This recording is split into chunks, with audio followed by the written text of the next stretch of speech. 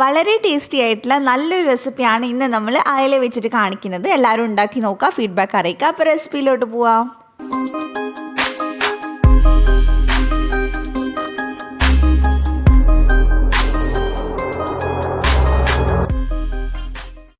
ഇത് ഉണ്ടാക്കാനായിട്ട് ഞാനിവിടെ ഏകദേശം ഒരു മീഡിയം സൈസുള്ള ഒരു 6 അയല എടുത്തിട്ടുണ്ട്. മത്തി എടുത്താലും മതി കേട്ടോ, ഒരു 1/2 കിലോ മത്തി ആയാലും മതി.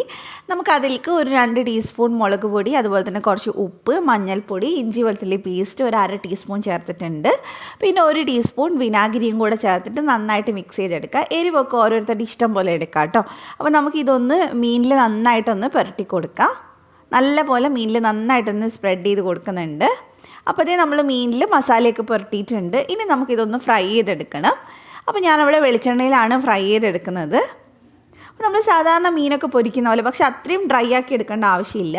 ഇനി ഇത് അവിടെ നിന്ന് പൊരിഞ്ഞ് വരട്ടെ. ആ സമയം കൊണ്ട് നമുക്കിതിനുള്ള മസാല റെഡിയാക്കണം. അപ്പോൾ ഞാനിവിടെ കുറച്ച് വെളിച്ചെണ്ണ ഒഴിച്ച് കൊടുക്കുന്നുണ്ട്. അതിലേക്ക് നമുക്ക് 3 സവാള, ഒരു മീഡിയം സൈസുള്ള 3 സവാള ചെറുതാക്കി കട്ട് ചെയ്ത് ചേർത്തിട്ടുണ്ട്. അതിലേക്ക് നമുക്ക് ആവശ്യത്തിനുള്ള ഉപ്പ് ചേർത്തിട്ട് ഇത് നന്നായിട്ടൊന്ന് വഴറ്റിയെടുക്കണം. അപ്പോൾ ഇത് വഴണ്ട് വരുന്ന സമയം കൊണ്ട് നമ്മുടെ മീൻ ഇവിടെ റെഡി ആയിട്ടുണ്ട്. ഇനി നമുക്ക് ഇതിൽ നിന്ന് മുള്ളൊക്കെ കളഞ്ഞ് മീൻ ചെറിയ പീസാക്കിയിട്ട് മാറ്റി വെക്കാം കേട്ടോ. അപ്പോൾ നമ്മുടെ ഉള്ളി ഇവിടെ നന്നായിട്ട് വഴണ്ട് വന്നിട്ടുണ്ട്. ഇനി നമുക്കിതിനകത്തോട്ട് ബാക്കി പൊടികളും കാര്യങ്ങളൊക്കെ ചേർത്ത് കൊടുക്കണം. അതുപോലെ തന്നെ ഇഞ്ചി വെളുത്തുള്ളി പേസ്റ്റ് ഞാൻ 1 ടീസ്പൂൺ ചേർക്കുന്നുണ്ട്. അതെല്ലാം കൂടി നന്നായിട്ടൊന്ന് മിക്സ് ചെയ്തെടുക്കാം. ഇത് നന്നായിട്ട് പച്ചമണമൊക്കെ മാറുന്ന സമയത്ത് നമുക്കിതിനകത്തോട്ട് പൊടികൾ ചേർത്ത് കൊടുക്കാം. അപ്പോൾ ഞാനിവിടെ 1 ടീസ്പൂൺ മുളക് പൊടി എടുത്തിട്ടുണ്ട്. കാശ്മീരിയാണ് കേട്ടോ എടുത്തിട്ടുള്ളത്. ഒരു 1/4 ടീസ്പൂൺ മഞ്ഞൾപ്പൊടി ചേർത്തിട്ടുണ്ട്. അതിൻ്റെ കൂടെ തന്നെ ഞാനൊരു 1/2 ടീസ്പൂൺ ഗരം മസാല ചേർത്തിട്ടുണ്ട്. എല്ലാം കൂടെ നന്നായിട്ട് മിക്സ് ചെയ്തെടുക്കുക. ഇതിൽ നമ്മൾ കൂടുതൽ ഓവറായിട്ട് പൊടികളൊന്നും ചേർക്കുന്നില്ല. അപ്പോൾ നല്ല പോലെ നമുക്കിതൊന്ന് പച്ചമണം മാറ്റിയെടുക്കുക. അതിനുശേഷം ഇതിനകത്തോട്ട് തക്കാളിയാണ് ചേർത്ത് കൊടുക്കുന്നത്. അത്യാവശ്യം നല്ല പഴുത്തിട്ടുള്ള ഒരു തക്കാളി നമ്മൾ ചേർത്തിട്ടുണ്ട്. ഇത് തക്കാളി നന്നായിട്ടൊന്ന് ഉടഞ്ഞു വരണം. അപ്പോൾ നല്ല പോലെ നമുക്കൊന്ന് മിക്സ് ചെയ്തെടുക്കാം. ഇനി ഇതിലേക്ക് നമുക്ക് വേണ്ടത് തേങ്ങയാണ്. ഞാനിവിടെ ഒരു 1/2 കപ്പ് തേങ്ങയിലേക്ക് 1 ടീസ്പൂൺ വലിയ ജീരകം ചേർത്തിട്ടുണ്ട്. അതൊന്ന് അരച്ചെടുക്കാം. ഒരുപാട് ഫൈനായിട്ട് അരഞ്ഞ് കിട്ടേണ്ട ആവശ്യമില്ല. ഒന്ന് ചതച്ചൊന്ന് എടുത്താൽ മതി. അപ്പോൾ കുറച്ച് വെള്ളം ഒഴിച്ചിട്ടാണ് നമ്മൾ അരച്ചെടുത്തിട്ടുള്ളത്. അതിന് നന്നായിട്ട് മസാലയിൽ ചേർത്തിട്ട് മിക്സ് ചെയ്തെടുക്കുക. ഇനി ഇത് നമുക്ക് കുറച്ചൊന്ന് ഡ്രൈ ആക്കിയിട്ട് എടുക്കണം. അപ്പോൾ ഏകദേശം ഡ്രൈ ആയി വരുമ്പോൾ നമുക്കിതിലേക്ക് കുറച്ച് കറിവേപ്പില ചേർത്തിട്ട് ഒന്ന് മിക്സ് ചെയ്തെടുക്കാം. ഇനി ഇതിലേക്ക് നമ്മൾ മുള്ളൊക്കെ മാറ്റി വെച്ചിട്ടുള്ള മീൻ ചേർത്ത് കൊടുക്കുക. ഇത് അയല വെച്ചും അതുപോലെ തന്നെ വലിയ കഷ്ണം മീൻ വെച്ചിട്ടൊക്കെ നമുക്ക് ചെയ്തെടുക്കാൻ പറ്റും. പിന്നെ പ്രോൺസ് എടുക്കുക, അതുപോലെ തന്നെ ചിക്കൻ വെച്ചിട്ട് നമുക്ക് ചെയ്യാം. അപ്പോൾ ഇനി നന്നായിട്ട് മിക്സ് ചെയ്താൽ നമ്മുടെ മസാല ഇവിടെ റെഡി ആയിട്ടുണ്ട്. ഇനി നമുക്ക് വേണ്ടത് അരിയാണ്. ഞാൻ ചോറ് വെക്കുന്ന സാധാരണ അരി ഉണ്ടല്ലോ, അത് ഞാൻ കുതിർത്തി വെച്ചതാണ് കേട്ടോ. ഏകദേശം ഓവർനൈറ്റ് നമ്മൾ 8 മണിക്കൂറോളം കുതിർത്തി വെച്ചിട്ടുണ്ട്. അപ്പോൾ കുതിർത്തുമ്പോൾ നല്ല തിളച്ച വെള്ളത്തിൽ വേണം നമ്മൾ കുതിർത്തി വെക്കാനായിട്ട്. എന്നിട്ട് നന്നായിട്ട് കഴുകിയെടുക്കുക. ഇനി അരി അരക്കുന്നതിന് മുമ്പായിട്ട് മിക്സിയുടെ ജാറിലേക്ക് നമുക്ക് ഏകദേശം ഒരു 1/2 കപ്പിൻ്റെ അടുത്ത് തേങ്ങയും അതേപോലെ തന്നെ ഒരു ചെറിയ സവാളയും കൂടെ ചേർത്ത് കൊടുക്കുക. പിന്നെ നമുക്ക് വേണ്ടത് 1 ടേബിൾ സ്പൂൺ വലിയ ജീരകവും അതുപോലെ തന്നെ 1/2 ടേബിൾ സ്പൂൺ ചെറിയ ജീരകമാണ്. എന്നിട്ട് ഒന്ന് ചതച്ചെടുത്തിട്ട് വരാം. അപ്പോൾ അരി നമ്മൾ ഏകദേശം ഒരു 2 കപ്പാണ് കേട്ടോ എടുത്തിട്ടുള്ളത്. അപ്പോൾ ഞാനിത് തേങ്ങ അരച്ചെടുത്തിട്ടുണ്ട്. ഇനി ഇതിനകത്തോട്ട് നമുക്ക് അരി ചേർത്ത് കൊടുക്കാം.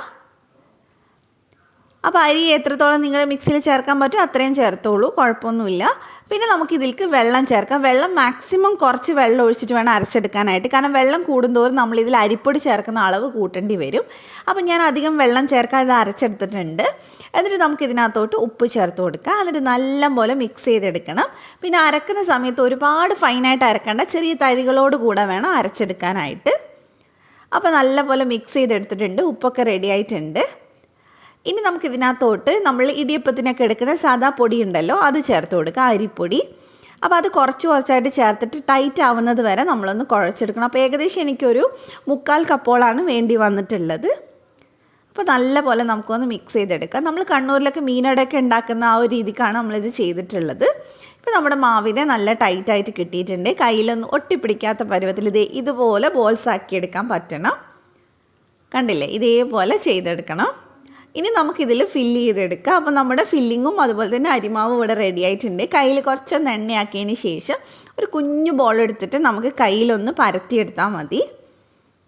അപ്പോൾ ഞാനിത് കയ്യിൽ വെച്ചിട്ടൊന്ന് പരത്തിയെടുക്കണം. ഒരുപാട് മാവ് കൂടി പോകരുത്. കാരണം എന്താ വെച്ചാൽ ഒരുപാട് മാവാകുമ്പോൾ മസാല കുറഞ്ഞു പോകും നമ്മൾ വെക്കുമ്പോൾ.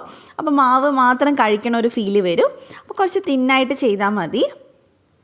അപ്പോൾ ഫില്ലിങ് നമുക്ക് എത്രയാണോ വേണ്ടത് അത്രയും വെച്ച് കൊടുക്കുക. എന്നിട്ട് നന്നായിട്ട് ഇതൊന്ന് കവർ ചെയ്ത് കൊടുക്കുക. അതിനുശേഷം നിങ്ങൾക്ക് വേണമെങ്കിൽ ബോൾസ് ആക്കിയിട്ട് എടുക്കാം, അല്ലെങ്കിൽ ഇതുപോലെ നമ്മൾ കട്ട്ലറ്റിൻ്റെ ഷേപ്പ് ഉണ്ടല്ലോ അതേപോലെയും ചെയ്തെടുക്കുക. പക്ഷേ ബോൾസ് ആക്കി എടുക്കുന്നതിനേക്കാൾ കൂടുതലും വേവാൻ എളുപ്പം കട്ട്ലറ്റ് പോലെ ആക്കുന്നതാണ് കേട്ടോ. അപ്പോൾ ഞാനിത് ചെയ്തതിന് ശേഷം ഒരു ആവിപാത്രത്തിൽ വെച്ചിട്ടുണ്ട്. ഇനി നമുക്കൊരു 20 തൊട്ട് 25 മിനിറ്റ് വരെ ഇതൊന്ന് വേവിച്ചെടുക്കണം. ഇഡ്ഡലി ചെമ്പിൽ വെച്ചാലും മതി. അപ്പോൾ ഏകദേശം ഒരു 25 മിനിറ്റ് ഞാൻ വേവിച്ചെടുത്തിട്ടുണ്ട്. ഇതിന് ചൂടാറിയതിന് ശേഷം വേണം ഇതിൽ നിന്ന് എടുക്കാനായിട്ട്, എന്നാലേ കിട്ടുള്ളൂ. അപ്പോൾ ഇനി നമുക്കിത് ചൂടോടെ തന്നെ സെർവ് ചെയ്യാം. നല്ല ടേസ്റ്റി ആയിട്ടുള്ള ഫില്ലിങ്ങും അടിപൊളി സംഭവമാണ് കേട്ടോ. ഉണ്ടാക്കി നോക്കുക, ഫീഡ്ബാക്ക് അറിയിക്കുക. അപ്പോൾ റെസിപ്പി ഇഷ്ടമായിട്ടുണ്ടെങ്കിൽ ചാനൽ സബ്സ്ക്രൈബ് ചെയ്യുക, തൊട്ടടുത്തുള്ള ബെല്ല് ക്ലിക്ക് ചെയ്തിട്ട് അവളോട് ക്ലിക്ക് ചെയ്യുക. എന്നാൽ മാത്രമേ ഞാൻ വീഡിയോസ് ഇടുമ്പോൾ നോട്ടിഫിക്കേഷൻ വരുള്ളൂ. അപ്പോൾ മറ്റൊരു നല്ല വീഡിയോ നമുക്ക് വീണ്ടും കാണാം. Thank you for watching.